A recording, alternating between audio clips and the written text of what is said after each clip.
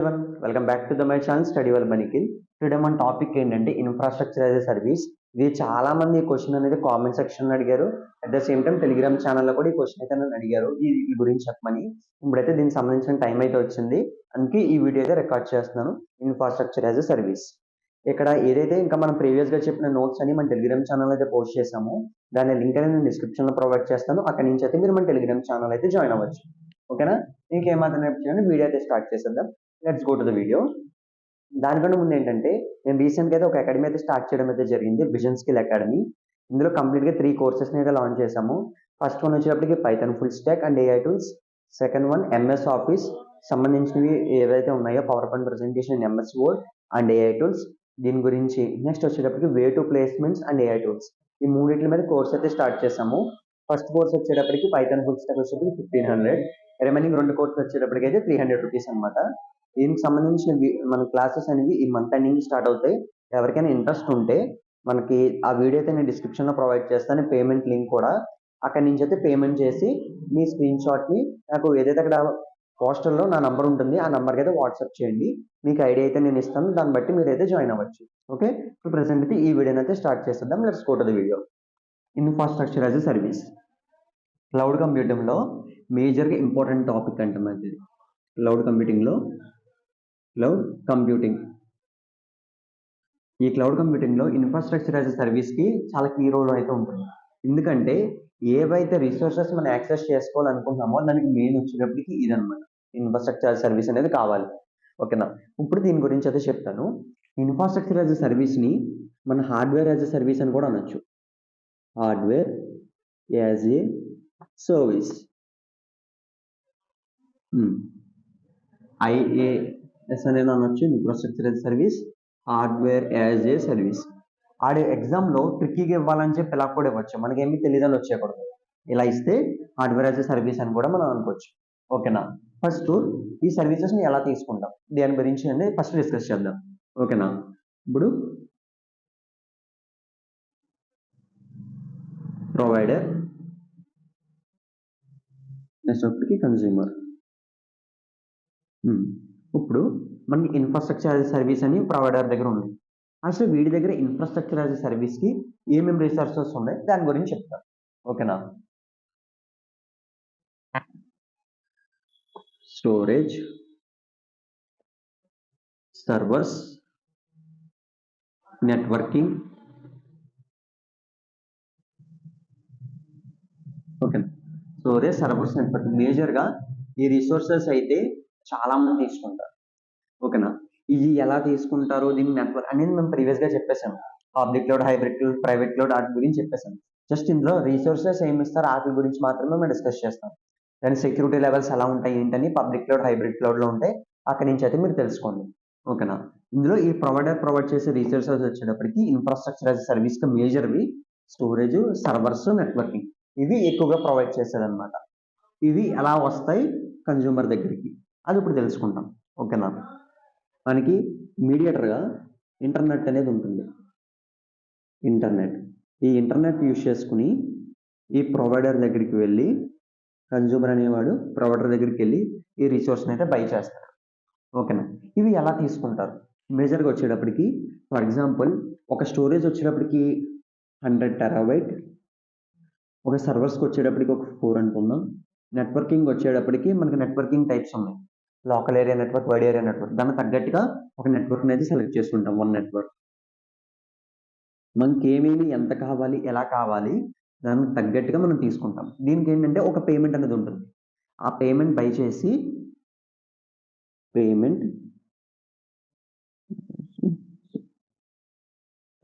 ఇలా పేమెంట్ చేసి దానికి తగ్గట్టుగా మనం తీసుకుంటాం.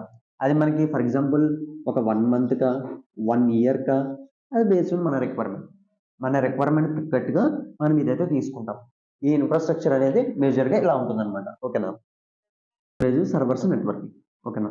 ఇందులోకి వచ్చేటప్పటికి ఏంటంటే ఇదంతా ఒక లెవెల్ ఆఫ్ పార్ట్. ఇది ఈ సర్వీసెస్ కొన్ని మేజర్ సర్వీసెస్ ఉన్నాయి ఇన్ఫ్రాస్ట్రక్చర్లో, దాని గురించి ఇప్పుడు చెప్తాను. ఓకే?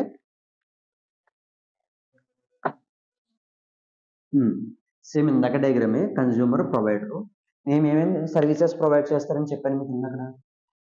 సర్వర్స్, స్టోరేజ్ అండ్ ఈ నెట్వర్క్ ఈ మూడు అయితే మీకు ప్రీవియస్గా నేను చెప్పాను. ఇవన్నీ నార్మల్గానే ఉంటాయి. మెయిన్ ఒక హెవీ ఉంటుంది, అది నేను ప్రీవియస్ వీడియోస్ నేను చెప్పాను, వర్చువలైజేషన్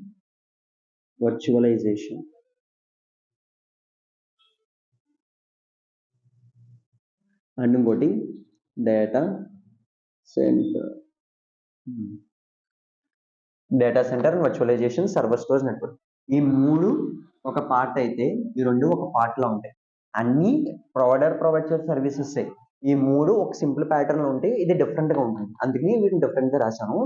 ఎప్పుడైనా ఇన్ఫ్రాస్ట్రక్చర్ యాజ్ ఎ సర్వీస్లో వాళ్ళు ఏం ప్రొవైడ్ చేస్తున్నారని అడిగితే మీరు 5 రాసేయచ్చు. బట్ మీకు ఎక్స్ప్లెనేషన్కి ఈ మూడు ఒక పార్ట్ గాను ఈ రెండు ఒక పార్ట్ అయితే నేను చెప్తున్నాను. ఓకేనా? ఎందుకంటే servers and the same storage network ఇంకా అంతా కామనే, కానీ ఏదైతే ఇక్కడ ఉన్న డేటా సెంటర్ వర్చువలైజేషన్ ఉందో అది కొంచెం డిఫరెంట్గా వస్తుంది. ఎందుకంటే ఈ డేటా సెంటర్కి వచ్చేటప్పటికి ఏంటంటే ఆ డేటా అనేది మాన్యువల్గా చేంజ్ అవుతూ ఉంటుంది.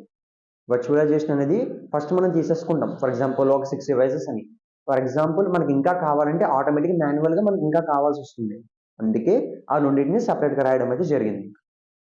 ఇన్ఫ్రాస్ట్రక్చర్ యాజ్ మెయిన్గా యూజ్ చేసేది ఈ మేజర్గా ఈ 2 రీజన్ కోసమే. ఎందుకంటే మన వర్చువలైజేషన్ మన సిస్టమ్స్లో కూడా చేయొచ్చు, కానీ ఏంటంటే మోర్ దెన్ ఒక 4-5 టాస్క్ చేసేటప్పటికి మన సిస్టమ్ ఓవర్ హీట్ అయిపోతుంది. దానికి సపరేట్గా cooling systems, high speed of internet ఇంకా చాలా కావాల్సి వస్తుంది. మన దగ్గర ఉన్న డైరెక్ట్గా అయితే సరిపోవు. కానీ ఏదైతే ఇన్ఫ్రాస్ట్రక్చర్ యాజ్ ఎ సర్వీస్ ఉందో వాళ్ళ దగ్గర సపరేట్ ప్లాన్ ఉంటుంది, దానికి సపరేట్ నెట్వర్కింగ్ ఎక్విప్మెంట్ ఉంటుంది, ఇంటర్నెట్ ఉంటుంది, కూలింగ్ సిస్టమ్ అంతా డిఫరెంట్గా ఉంటుంది. అందుకే మేజర్గా ఈ రెండింటి కోసం వీళ్ళు ఎక్కువ ఇన్ఫ్రాస్ట్రక్చర్ యాజ్ ఎ సర్వీస్ని యూజ్ చేసుకుంటారు. ఈ రెండు కావాలంటే సింపుల్గా మన మొబైల్ ఫోన్స్లో కూడా యూజ్ చేసుకుంటాం. మనం గూగుల్ క్లౌడ్కి వెళ్ళో ఎక్కడి నుంచి ఒక 15-20 GB తీసుకోవడం అలాంటివి చేస్తూ ఉంటాం. కానీ ఈ రెండు ఎక్కువగా వాడేది ఇండస్ట్రీస్ ఎక్కువ వాడుతూ ఉంటారు. ఈ రెండు ప్లస్ ఈ నెట్వర్క్. ఓకేనా? ఈ మూడు ఎక్కువ ఇండస్ట్రీస్లో ఎక్కువ యూజ్ చేస్తూ ఉంటారు అనమాట. ఇది కంప్లీట్గా ఇన్ఫ్రాస్ట్రక్చర్ యాజ్ ఎ సర్వీస్ అండి. ఓకేనా? మళ్ళీ బ్రీఫ్గా చెప్తున్నాను, జాగ్రత్తగా వినండి. ఏదైతే ప్రొవైడర్ ఉన్నారో మనకి ఇన్ఫ్రాస్ట్రక్చర్ యాజ్ సర్వీస్ ప్రొవైడర్, వాళ్ళు మనకి ఇన్ఫ్రాస్ట్రక్చర్స్ అయితే ప్రొవైడ్ చేస్తారు. ఇన్ఫ్రాస్ట్రక్చర్స్ అంటే ఒక ఎక్విప్మెంట్ లా కనబడే మన ఇన్ఫ్రాస్ట్రక్చర్ అనుకోవచ్చు. ఓకేనా? ఇప్పుడు సర్వర్ కానీ, స్టోరేజ్ కానీ, నెట్వర్క్ కానీ, డేటా సెంటర్ కానీ, వర్చువలైజేషన్ కానీ ఇవన్నీ వచ్చేటప్పటికి సర్వీసెస్ వాళ్ళు ప్రొవైడ్ చేసేది. ఓకేనా? ఇది మనం ఎలా తీసుకుంటామంటే కన్జ్యూమర్ అనేవాడు ఇంటర్నెట్ ద్వారా తీసుకుంటాడు. అది ఎలా అంటే పేమెంట్ పే చేసి పేమెంట్ అది ఉంటుంది. అది మనం తీసుకున్న ప్లాన్ బట్టి ఉంటుంది. మనకి 1 month, యాన్యువల్, 10 years, 5 years అదే పేమెంట్ వాల్యూ అనేది దాన్ని బట్టి ఉంటుంది. ఓకేనా? ఇది మేజర్గా ప్రొవైడ్ చేసేది ఏంటంటే server, storage, network, virtualisation, data centres. ఇవి ఎక్కువగా ప్రొవైడ్ చేసే 5 సర్వీసెస్. ఓకేనా? ఈ రెండింటికి సపరేట్గా ఎక్కువగా ఉంటుంది. ఎందుకంటే ఈ వర్చువలైజేషన్ అనేది చాలా హై లెవెల్ ఆఫ్ కాన్సెప్ట్. ఈ డేటా సెంటర్ అనేది డేటా అనేది ఫర్ ఎగ్జాంపుల్ డేటా కలెక్షన్ చేసే BPO కంపెనీస్ ఉంటాయి. వాటికి డేటా స్టోరేజ్ అనేది చాలా ఎక్కువ కావాలి. నార్మల్ కంపెనీస్ కన్నా వాటికి ఎక్కువగా కావాలి. అందుకే ఈ BPO కంపెనీస్ కానీ, కొన్ని డేటా సెంటర్స్ ప్రొవైడ్ చేసే కంపెనీస్ కానీ, టెలికామ్ కంపెనీస్ కానీ ఎక్కువ ఈ డేటా సెంటర్కి సపరేట్గా అయితే యూజ్ చేసుకుంటూ ఉంటారు అన్నమాట. ఎక్కువ వీళ్ళు యూజ్ చేసుకుంటారు. ఏ కంపెనీస్ ఎక్కువ ఇన్ఫ్రాస్ట్రక్చర్ యాజ్ సర్వీస్ యూజ్ చేసుకుంటారు అని అడిగితే నేను చెప్పాల్సింది టెలికామ్లో ఉన్న వాళ్ళు, నెక్స్ట్ డేటా స్టోరేజ్ చేసే కంపెనీస్ కానీ, డేటా ప్రొవైడ్ చేసే కంపెనీస్ కానీ ఉంటాయి కదా, వాళ్ళు ఎక్కువ దీన్ని యూజ్ చేసుకుంటారు అనమాట, డేటా సెంటర్స్ని. ఇది కంప్లీట్గా ఇన్ఫ్రాస్ట్రక్చర్ యాజ్ ఎ సర్వీస్ అంటే. దీనిలో అడ్వాంటేజెస్ వచ్చేటప్పటికి సెక్యూరిటీ. ఎందుకంటే ఈ వర్చువలైజేషన్ కానీ, ఈ డేటా కానీ, ఈ స్టోరేజ్ కానీ సెక్యూరిటీ అనేది చాలా ఇంపార్టెంట్. ఎందుకంటే యూజర్స్ డేటాని స్టోర్ అవుతుంది కాబట్టి. అందుకే వాళ్ళు సెక్యూరిటీని కూడా బాగా ప్రొవైడ్ చేస్తారు. నెక్స్ట్ ఇంకోటి వచ్చేటప్పటికి ఏంటంటే మేజర్ అడ్వాంటేజ్ వచ్చేటప్పటికి స్పేస్, నెక్స్ట్ మెయింటెనెన్స్ కాస్ట్ అవన్నీ చాలా తక్కువగా ఉంటాయి. ఎందుకంటే ఇంత సర్వర్స్, ఇంత వర్చువలైజేషన్ మెయింటైన్ చేయాలంటే మనం సపరేట్గా స్పేస్ కావాలి, ఇంటర్నెట్ కావాలి, ఎలక్ట్రిసిటీ కావాలి, నేను హీటింగ్ అవ్వకుండా కూలింగ్ సిస్టమ్ కావాలి. అవన్నీ మనకి పర్సనల్గా మెయింటైన్ చేయాలంటే కాస్ట్ అనేది చాలా ఎక్కువ అవుతుంది. ఆ మెయింటెనెన్స్ కూడా రెగ్యులర్గా చేయలేము. ఎందుకంటే దాన్ని సెపరేట్ చేసే వర్కర్స్ అనేవి కూడా చాలా సెపరేట్గా ఉంటారు. అంటే ఇవన్నీ మనకు అడ్వాంటేజెస్లోకి వస్తాయి. ఓకేనా?